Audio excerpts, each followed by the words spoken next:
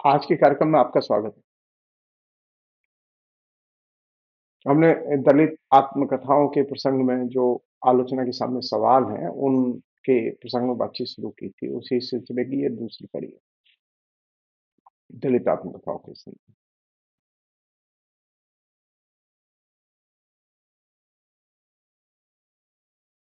हमने ये बात रखी थी आपके सामने कि दलित जो लेखक हैं, वे साहित्य इतिहास की बात नहीं करते हैं। और साहित्य इतिहास की बात वे क्यों नहीं करते, ये प्रश्न भी और ये इसकी दिक्कत भी आपके सामने रखी। क्योंकि मुश्किल ये है उसकी बुनियादी कि जो प्रचलित मॉडल है साहित्य की इतिहास दृष्टि के, उनमें से वे किसी को स्वीकार नहीं करते।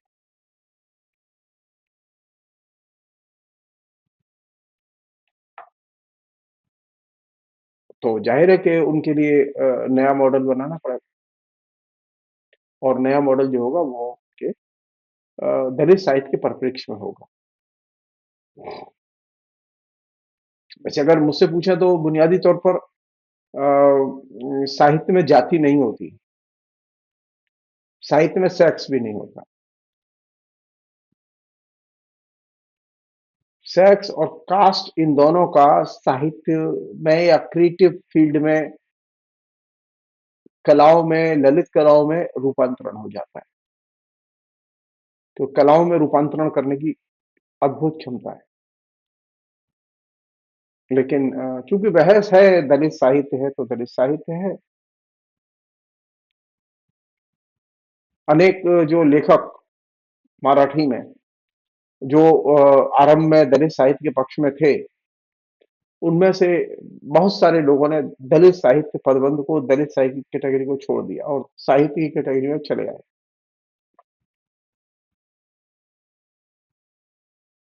तो बुनियादी चिंता यह है कि दलित की पीड़ा और दलित की पहचान, दलित के लेखन, इनको रिकॉग्नाइज किया जाए।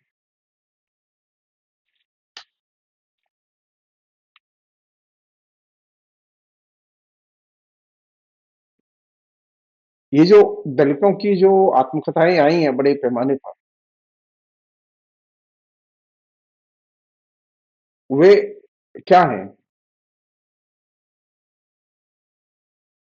मतलब वे एक तरह से सेल्फ एक्सप्रेशन है, मैं की अभिव्यक्ति है। और ये जो मैं की अभिव्यक्ति है दलित कथा में, या ये मैं का जो विचार है जो दलित में आया, ये किस चीज का प्रतीक है? मैं, ये दलितों में आई या दलित लेखकों में आई मॉडर्निटी का, आधुनिकता का प्रतीक है।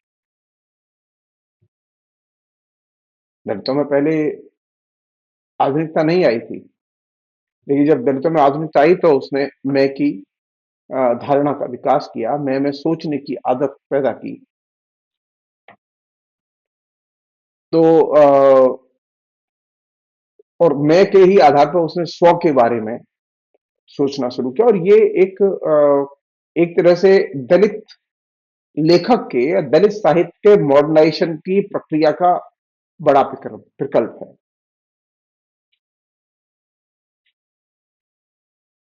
तो हम मॉडर्निटी के जो मसले हैं वो दलितों में क्यों नहीं देखते? जब हम स्व को एक्सेप्ट करते हैं, स्व की अनुभूति को एक्सेप्ट करते हैं, स्व की अनुभूति के आधार पर आत्मकथा लिखते हैं, तो दलित आलोचना को मॉडर्निटी के प्रश्नों से दो चार होना पड़ेगा।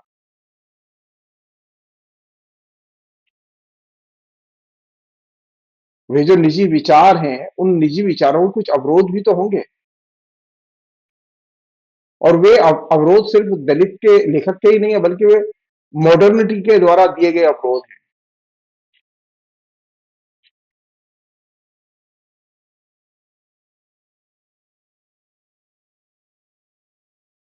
ये सच है कि वहां बहुत कुछ सच है, लेकिन ये भी सच है कि वहां बहुत कुछ काल्पनिक है।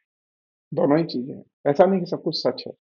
तो आत्मकथा बिना कल्पनाशीलता के लिखी ही नहीं जा सकती, अगर आत्मकथा साहित्य है तो। लेखक ने अपने सुविधा से किसी पात्र को ज्यादा जगह दी है अपनी आत्मकथाओं में, किसी को कम जगह दी है। और उसको विभिन्न किस्म के मुखौटे पहना के रखा है।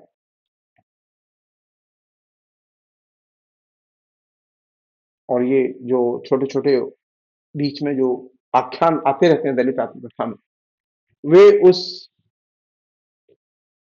तीसरे व्यक्ति के आख्यान के प्रतीक हैं।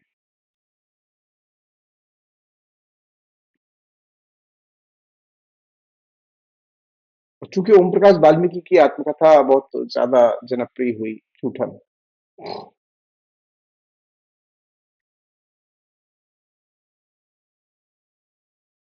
तो उस जूठन में कई चीजें हैं जिन पर कायदे से खुल के बहस की जानी चाहिए।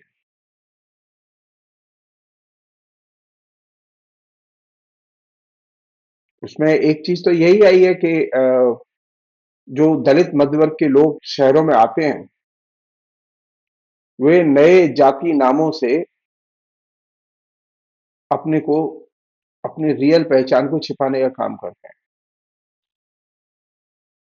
और ऐसा वो इसलिए करते हैं कि जिससे वो जाति भेद से बच सकें और मुख्य धारा के लोगों के साथ में उनको अलगाव का सामना न करना पड़े। क्योंकि उनकी अंदर ये फीलिंग है कि अगर उनकी रियल जाति बता दी जाएगी तो उनके साथ में अपमानजनक व्यवहार हो सकता है और उन्हें तकलीफें उठानी पड़ सकती है, उन्हें अनटचेबिलिटी का सामना करना पड़ सकता है। तो एक जो चीज, बहुत बड़ी चीज जो ओम प्रकाश वाल्मीकि कम्युनिकेट करते हैं, वो ये कि दलित जो शहरों में आ रहे हैं, वे विभिन्न तरीकों से, छद्म नामों से अपनी असली पहचान छिपा रहे हैं। उनमें एक अच्छा खासा हिस्सा है और ऐसे लोगों की ओम प्रकाश वाल्मीकि ने तीखी आलोचना की है।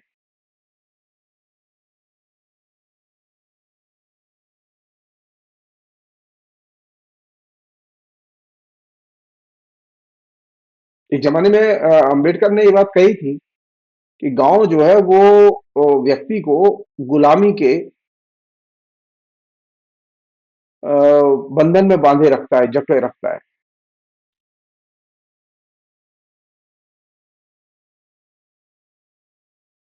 या हम ये कह सकते हैं कि गांव एक तरह से अज्ञान का प्रतीक है और शहर में जब दलित आता है या कोई भी व्यक्ति आता है, तो वहां पर शहर में गांव की अपेक्षा उसके पास तो स्वतंत्रता ज्यादा होती है और मुक्ति की गारंटी अधिक होती है।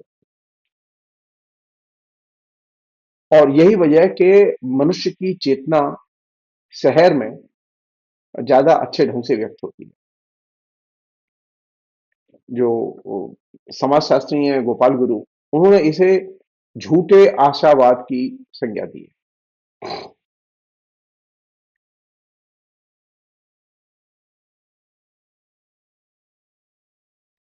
एक अन्य चीज है जो कि कायदे से जिस पर के बात की जानी चाहिए, वो ये कि जो आत्मकथाएं हैं या दलित का लेखन है, वहां हायरार्की टूटती है या बनी रहती है,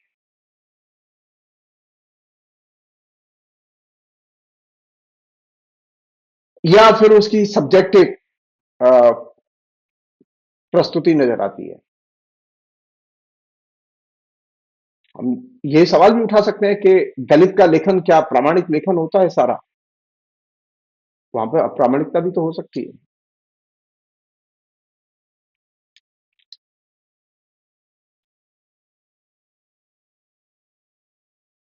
और जैसा कि मैंने एक एपिसोड में ये बात उठाई थी कि कैपिटलिज्म और लेट कैपिटलिज्म की आलोचना तो मिसिंग है।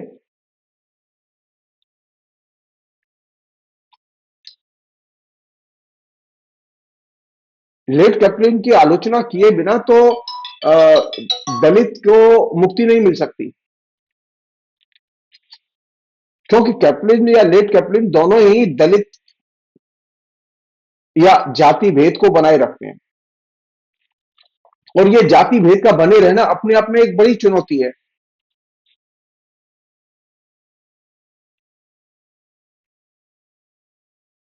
एक और चीज है जिस पर कायदे से सोचा जाना चाहिए।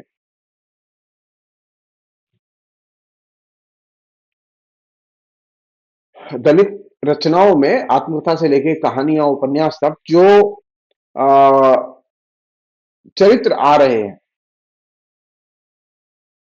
वे एक तरह से नायक हैं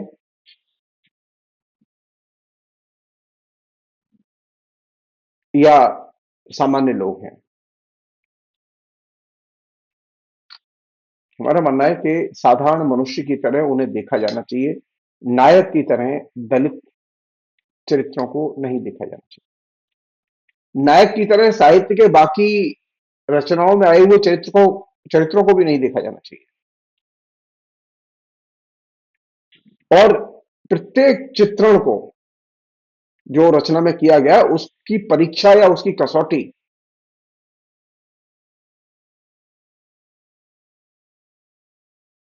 न्याय और समानता, ये दो बेसिक आधार है कि ये इन दो को लेके वो रचना सहानुभूति पैदा करती है या उसका मैसेज देती है कि नहीं देती। व्यक्ति के लिए न्याय और समुदाय के लिए न्याय, व्यक्ति के साथ समानता और समाज के प्रति या समुदाय के प्रति समानता, ये दोनों भाव बोध अगर रचना संप्रेषित नहीं करती तो इसका मतलब है कि वो स्टीरियोटाइप है।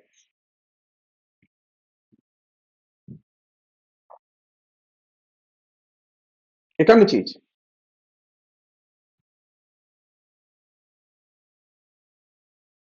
दलित की रचना को जब आप पढ़ते हैं तो उसकी मुश्किल यह है कि उसे आप लेखक या पाठक के नजरिए से नहीं पढ़ सकते। जबकि लेखक जो दूसरे जाति के आते हैं, जो साहित्य लिखते हैं, उनकी जो रचनाएं होती हैं उन्हें आप लेखक के या पाठक के नजरिए से पढ़ सकते हैं। दलित का जो साहित्य है वो लेखक और पाठक के नजरिए की बजाय सामुदायिक नजरिए से या दलित समुदाय के नजरिए से आप पढ़ेंगे तभी वो आपको समझ में आएगा और तभी आप उसके सही दिशा का निर्धारण कर पाएंगे। और इस मामले में ये एक तरह का नया प्रयास है कि पाठक और लेखक के नजरिए के बजाय सामुदायिक नजरिए से साहित्य को पढ़ा जाए।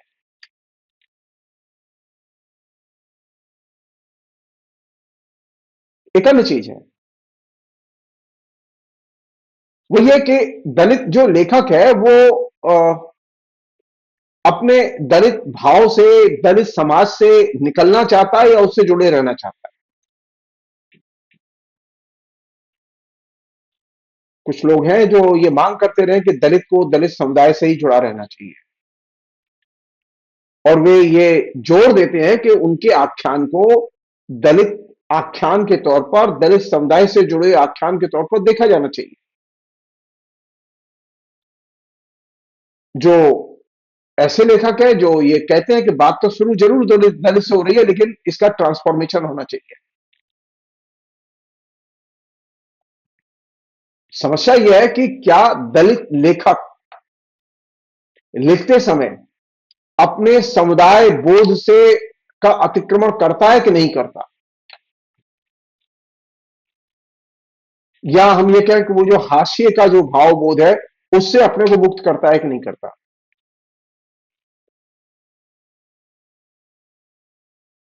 इस सवाल में विचार किया जाना चाहिए, कहीं ऐसा तो नहीं है कि दलित की प्रस्तुतियां जो दिखाई दे रही हैं, दलित का आख्यान जो दिखाई दे रहा है वह एक तरह से प्रतिस्पर्धी भाव में पेश किया गया है।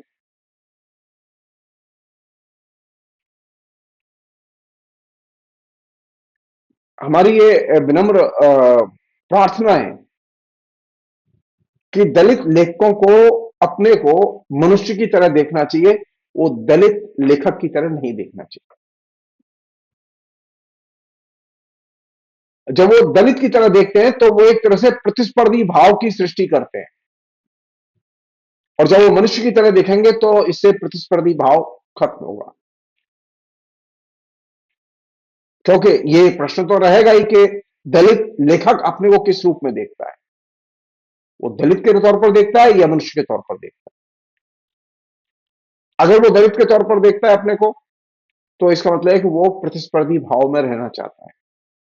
और वो मनुष्य के तौर पर देखता है तो वो अपने को प्रतिस्पर्धी भाव के दायरे के बाहर ले जा रहा है।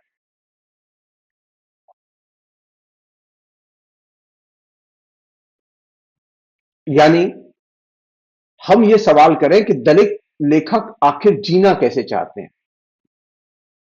वो मनुष्य की तरह जीना चाहते हैं या दलित की तरह जीना चाहते हैं। जो ट्रेडिशनल दृष्टिकोण रखने वाले लोग हैं, वही चाहते हैं कि दलित दलित की तरह रहे और दलित अपने को दलित की तरह देखे।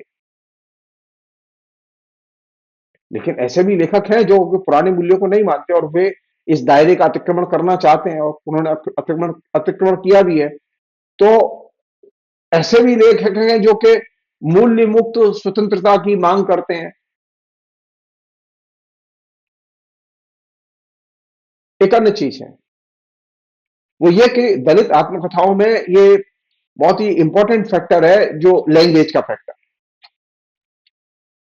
उसमें बहुत बात हुई है, बहुत कुछ लिखा गया है उसको। मैं बहुत साफ कहना चाहता हूं कि दलित साहित्य में जो भाषा है, वो भाषा व्यक्तिवादिता की भाषा है, पर्सनैलिटी कल्ट की भाषा है।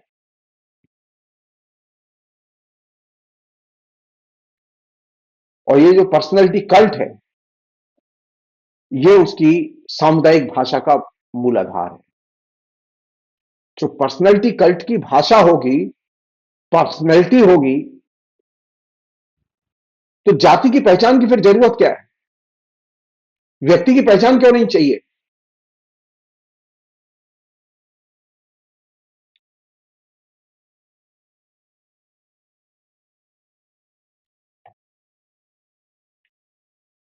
आप अगर जूठन को उठा के देखें, तो जूठन में जो भाषा प्रयोग मिलेगा, उसमें जो शब्द मिलेंगे, जैसे चूहड़ा है, बगड़ है, जेहड़ी है, डब्बो वाली है, जाकत है, तगा है, मादरचोद है, गांड में मिर्च, द्रोणाचार की औलाद, तरियों, लगता जैसे सामने से मास्टर नहीं कोई जंगली सुअर थुतनी उठाए चिचियाता चला आ रहा है, चमार, तगाओ, घेर, भंगन, भुक्खड़, सूखने वाली पूरियों पर कव्वे, मुर्गियां, कुत्ते अक्सर टूट पड़ते थे। ये सारी चीजें जूठन, ये उसके नए प्रयोग। ये जो प्रयोग हैं, ये आम बातचीत में मिल जाते हैं। ये इस तरह के भाषिक प्रयोग वक्ता की जो जाति चेतना है उसे व्यक्त करते हैं। और इसका लेखक ने अपने तरीके से व्यापक रूप में इस्तेमाल किया है और यह बताने के लिए इस्तेमाल किया है कि इस तरह की भाषा कौन लोग बोलते हैं।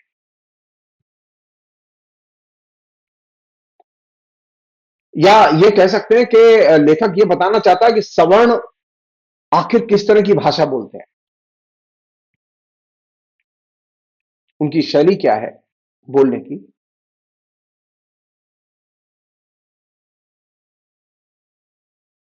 ये जो शब्दों के प्रयोग हैं, ये असल में दलित की जो घृणा है, उसके साथ जो अमानवीय व्यवहार है, उसे लेके जो उसके अंदर घृणा है, उस घृणा को वो व्यक्त करते हैं। जैसे जूठन ने लिखा है एक जगह, एक रोज हेडमास्टर कलीराम ने अपने कमरे में बुलाकर पूछा, क्या नाम है रे तेरा? ओम प्रकाश। मैंने डरते डरते धीमे स्वर में अपना नाम बताया। हेडमास्टर को देखते ही बच्चे सहम जाते थे। पूरे स्कूल में उनकी दहशत थी। चूहड़े का है? हेडमास्टर का दूसरा सवाल उछला। जी। ठीक है, वह जो सामने शीशम का पेड़ खड़ा है, उस पर चढ़ जा और टहनियां तोड़ के झाड़ू बढ़ा ले, पत्तों वाली झाड़ू बढ़ाना, और पूरे स्कूल को ऐसा चमका दे जैसा शीशा। तेरा तो ये तेरा तो ये खानदानी काम है, जा फटाफट लग जा काम पर। कोटेशन बंद। जूठन से है ये जो प्रयोग है भाषा के, ये प्रयोग जो सवर्णवादी जो शिष्ट भाषा है उसकी जो परंपरा, उसे एकदम तोड़ते हैं। ये भाषा जो है एक साथ दो तरह के काम करती है, दो तरफा काम करती है।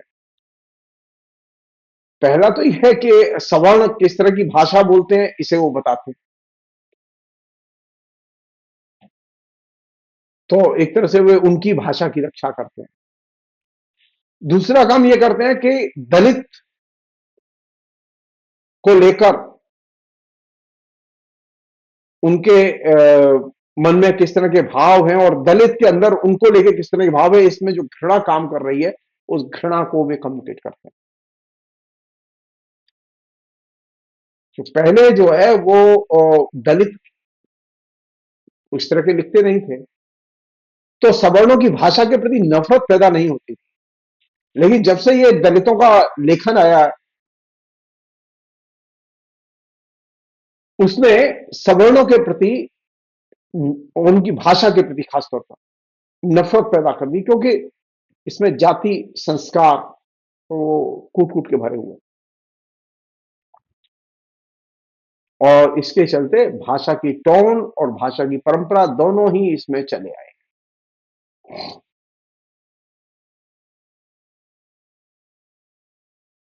ये जो चूहड़े पदबंध का जो इस्तेमाल है, ये एकदम फ्लो की तरह है जूठन में।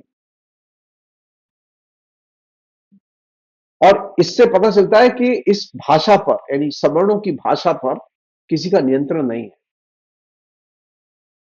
चूहड़े जो पदबंध है वो मात्र भाषिक खेल नहीं है, बल्कि इसमें आइडेंटिटी भी शामिल है।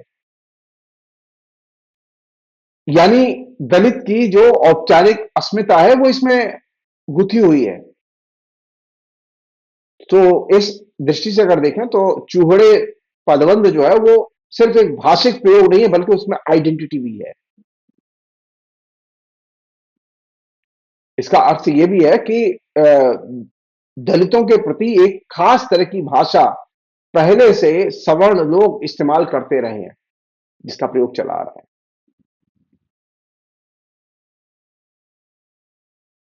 और ये जो भाषा जो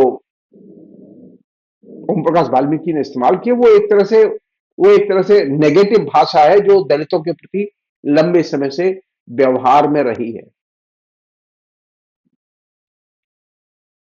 इस क्रम में एक खास तरह से दलित और भाषा, इन दोनों के बीच का जो रिश्ता है उसको भी एक तरह से सामने रखा गया है। पहले कभी किसी ने दलित और भाषा के रिश्ते पर बात नहीं की। ये आधुनिक काल में और खासतौर पर ये आत्मकथाओं के आने के बाद ही ये सिलसिला शुरू हुआ हिंदी में।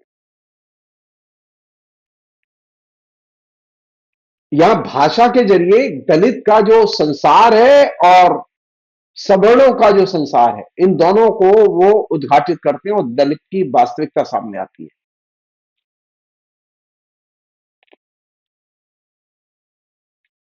ये जो भाषा है जिसमें के मास्टर बोल रहा है,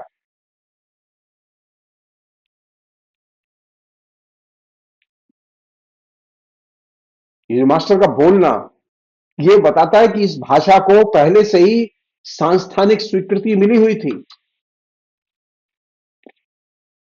और इस तरह की भाषा का सवर्ण समुदाय के लोग खुलकर इस्तेमाल करते रहे हैं। इस तरह के भाषिक प्रयोगों का ओम प्रकाश वाल्मीकि ने अपनी आत्मकथा में व्यापक इस्तेमाल किया है।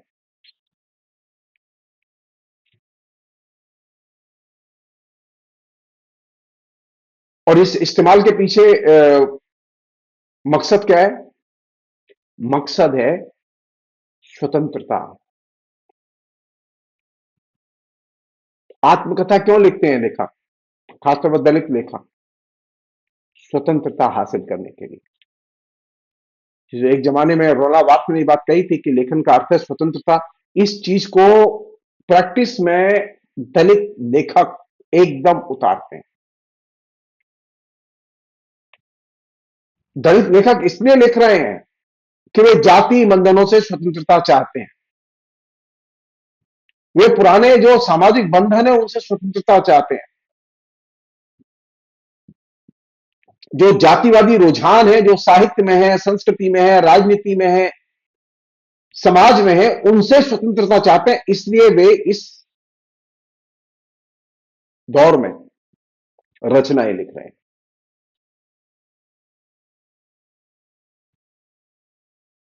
एक और चीज है जो कि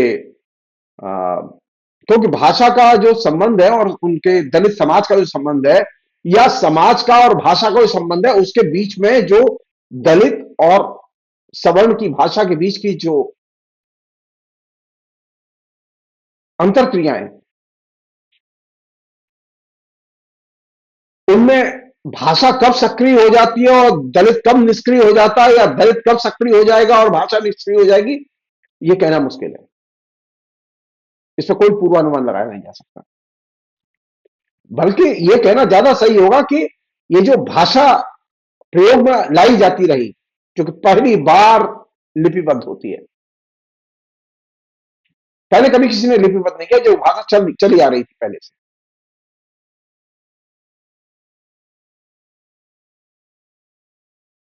तो साहित्य तो लिखा था दलितों ने, लेकिन भाषा नहीं आई दलितों की। कबीर ने साहित्य लिखा, लेकिन दलितों की भाषा नहीं आई, दलितों के प्रति सवर्णों की भाषा नहीं आई। पहली बार आधुनिक काल में दलित जब आत्मकथा लिखने जाते हैं तो वे एकदम नए संसार को खोलते हैं, और वह संसार है दलित और भाषा, इसके संबंध का संसार। अब भक्ति आंदोलन की भाषा उठाइए, भक्ति आंदोलन के जो दलित कवि हैं उनकी भाषा उठाइए, वो एकदम पैसे, वो ठंडी है, वो एकदम एक्शन रहित भाषा है। उस भाषा में अनुकरण की प्रवृत्ति अधिक है।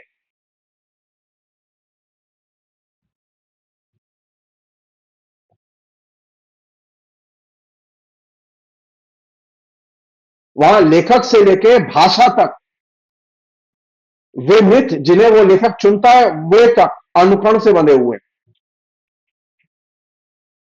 चूंकि राम पर, चूंकि निर्गुण पर कविता लिखी जा रही थी तो हमने भी कविता लिखी।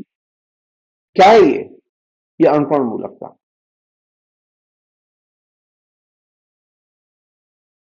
कुछ लोग भोजपुरी में लिख रहे थे, कुछ लोग अवधी में लिख रहे थे, कुछ लोग मिक्स भाषा में लिख रहे थे। क्या है ये अनुकरण मूलकता। एक्चुअल भाषा क्या है दलित की, ये पहले कभी किसी भी निर्गुणी संत ने या दलित लेखक ने मध्यकाल में रेखांकित नहीं की, उसे इस्तेमाल नहीं किया, जबकि वो थी। तो वहां अंतर वस्तु से लेकर भाषा तक सब में अनुकरण है, और वहां जो लेखक है वो अनुकरण और मिथ, इन दो की दुनिया में कैद है। और चूंकि वो मिथ की दुनिया में कैद है, इसलिए वहां भाषा जो है एक्शन रहित है।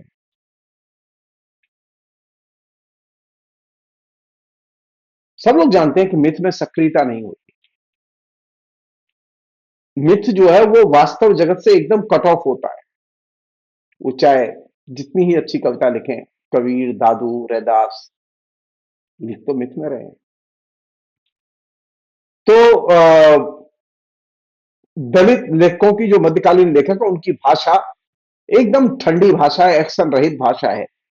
और ये भाषा ऐसी है जो कि एंटी कम्युनिकेशन का काम करती है, कम्युनिकेट नहीं करती। ये ऐसी भाषा है जो कि संदर्भ रहित है।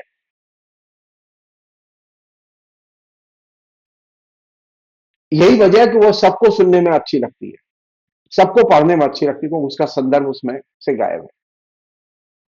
इसके विपरीत ये जो आधुनिक काल में जो आधुनिक साहित्य में जो दलित लेखक आया, दलित साहित्य आया, उसकी भाषा और एक्शन, इन दोनों में एकता है। ये ऐसी भाषा है जिसका संदर्भ है, ये संदर्भ युक्त भाषा है। यही वजह है कि दलित साहित्य कम्युनिकेट करता है, एग्रेसिव भी है। एक और चीज है, बहुत ही इंटरेस्टिंग चीज है ये, कि दलित लेखक जो मध्यकाल में हैं, वे जो प्रेम की कविताएं लिखते हैं, वहां वो एक्शन की भाषा है।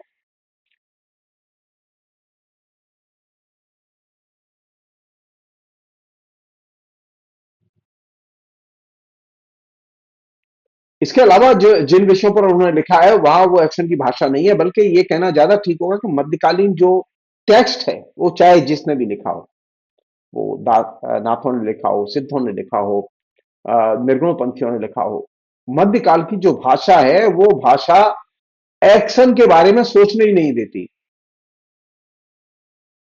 वहां एक तरह से काव्य, उसके जो फॉर्म है, वे लगातार गतिशीलता और अनुकरण मूलकता से गहरे बंधे हुए हैं। तो वहां अनुकरण बहुत है, और इस अनुकरण के भाव को ही वो अपना एक तरह से गतिशील भाव मानते रहे, जो कि सही नहीं है। हकीकत यह है कि मध्यकाल की भाषा में, मध्यकाल के साहित्य में, वो चाहे सवर्ण का हो चाहे असवर्ण का हो, चाहे निर्गुणी हो या सगुण हो, मध्यकाल की काव्य भाषा में गतिशीलता नहीं है। इसलिए वहां कोई साहित्य कोई सामाजिक एक्शन नहीं कर पाता, साहित्य का कोई सामाजिक इंपैक्ट दिखाई नहीं देता।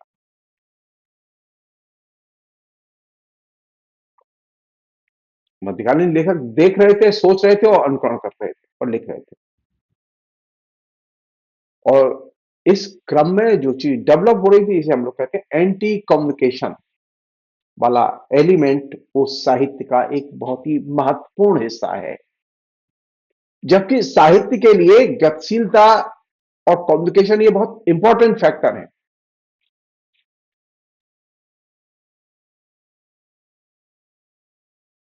एक्शन में भाषा तब आएगी, अनुकरण के दायरे को तब ब्रेक करेगी, जब भाषा और एक्शन के बीच में एकता हो। और भाषा और एक्शन में एकता तभी बनेगी जब भाषा मिथ से मुक्त हो। वहां तो मिथ से मुक्त ही नहीं है भाषा। तो मध्यकाल का जो लेखक है वो मिथ में बंध के ही लिखता है। आधुनिक काल का जो दलित लेखक है वो मिथ में बंध के लिखता नहीं है, इसलिए वो अनुकरण भी नहीं करता है। एक और चीज है, वो ये कि भाषा और एक्शन में अगर एकता होगी और उसके आधार पर जो साहित्य लिखा जाएगा, उसमें तनाव होगा, भाषा की टकराहट होगी, नए नए भाषा से जुड़े हुए प्रश्न पैदा होंगे। मध्यकाल में तो भाषा के कोई प्रपंच ही नहीं है, एकदम सीधे रास्ता है। क्योंकि वहां अनुकरण भाव हावी है। वहां किसी भी लेखक की भाषा आक्रामक नजर नहीं आती मध्यकाल में। वहां एक तरह से सामंजस्य भाव, भाषा, शैली, कवि, अंतर्वस्तु, इन मिथ, इन सब में दिखाई देगा।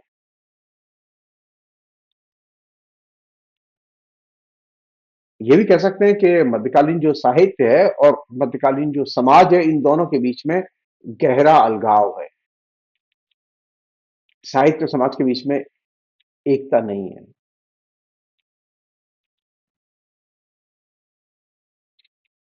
तो वहां जिस भाषा में लेखक ने लिखा है, उसे लेके कोई विवाद नहीं है। विवाद तब होता है जबकि साहित्य और समाज के बीच में अलगाव न हो। मध्यकालीन जो साहित्य है, उसमें लेखक की बुनियादी भूमिका है आनंद देने की। साहित्य की सामाजिकता की खोज करना या साहित्य की सामाजिकता में परिवर्तन पैदा करना, ये साहित्य का लक्ष्य नहीं है मध्यकाल के का। और ये जब आनंद देना लक्ष्य हो या आनंद की भूमिका प्रमुख लक्ष्य हो साहित्य का, तो वहां जो सेल्फ है और संस्कृति है,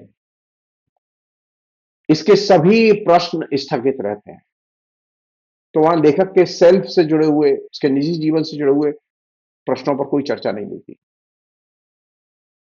वहां संस्कृति के प्रश्नों पर कोई चर्चा नहीं मिलती।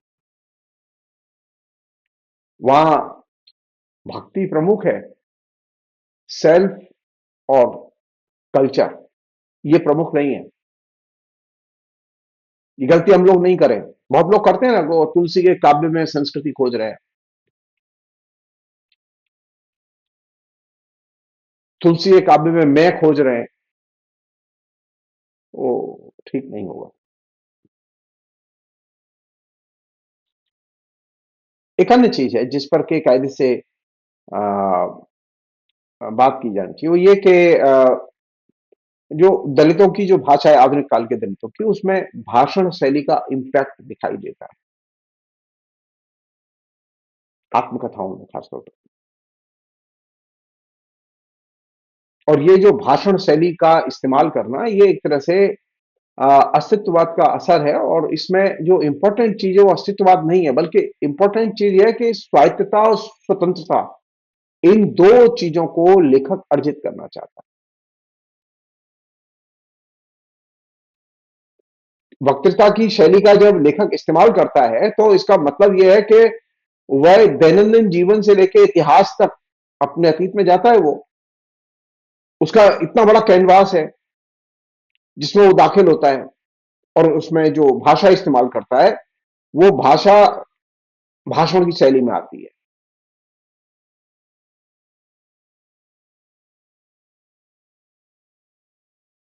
ये भाषा जो भाषण की शैली जो एक तरह सेफ्टी वर्ल्ड की तरह वो इस्तेमाल करता है।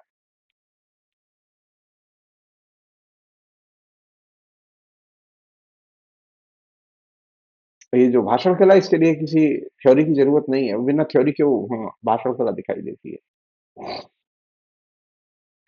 एक अन्य चीज है जो कि दलित साहित्य के अंदर है, वो ये कि दलित साहित्य में वक्तृता का दूसरा एक पहलू यह है कि वे सामाजिक विनिमय करते हैं वक्तृता के जरिए। और ये जो भाषण की शैली का इस्तेमाल करने से फायदा ये होता है कि पाठ जो है वो खुला रहता है, बंद पाठ नहीं होता। तो दलितों के पाठ में भाषण कला एक बड़ा एलिमेंट है, और बहुत महत्वपूर्ण एलिमेंट है।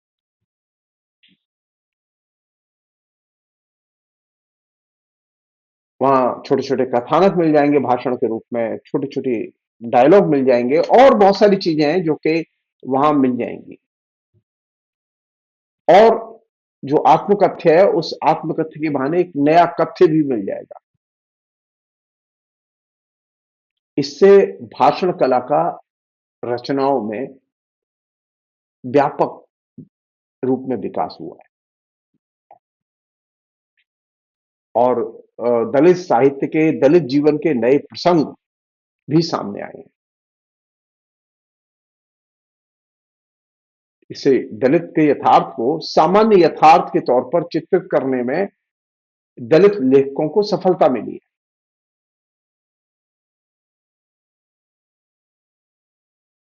आखिर में एक बात कहना चाहता हूं, वो ये कि दलित लेखक अपने को हास्य के लेखक के तौर पर न देखें। अगर वो हास्य से बचकर सोचेगा और देखेगा और लिखेगा, तो इससे उसका भेद और बढ़ेगा। जो लेखक समुदाय की भाषा में सोच रहे हैं और लिख रहे हैं दलितों में, जैसा कि है अभी, उससे क्या है कि प्रतिस्पर्धी भाव बढ़ेगा। क्योंकि ये जो भाषा है, ये धर्म और सांप्रदायिकता से प्रतिस्पर्धा करने वाली भाषा है। और ये जो प्रतिस्पर्धी भाव है लैंग्वेज का, इस लैंग्वेज के प्रतिस्पर्धी भाव को ब्रिटिश पीरियड से विरासत में लिया गया है।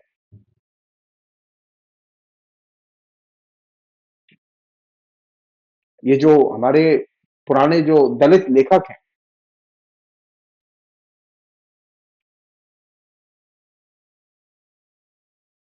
उनके यहाँ ये प्रतिस्पर्धी लैंग्वेज नहीं है। वहां उनकी कोई दलित की पहचान भी नहीं है रचना। लेकिन ये जो प्रतिस्पर्धी भाषा आई है उसने दलित की पहचान शामिल की है उसमें।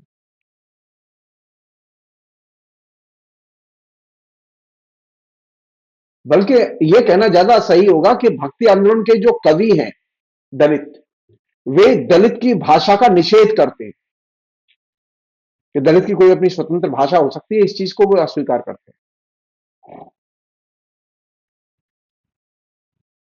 और ये एक बहुत ही इंपॉर्टेंट फैक्टर है जिसको कि दलित साहित्य के मूल्यांकन के क्रम में आलोचना को अपने विमर्श का हिस्सा बनाना चाहिए। फिलहाल इतना ही रखें, बाकी चीजें हम कल डिस्कस करेंगे। बहुत बहुत शुक्रिया, थैंक यू।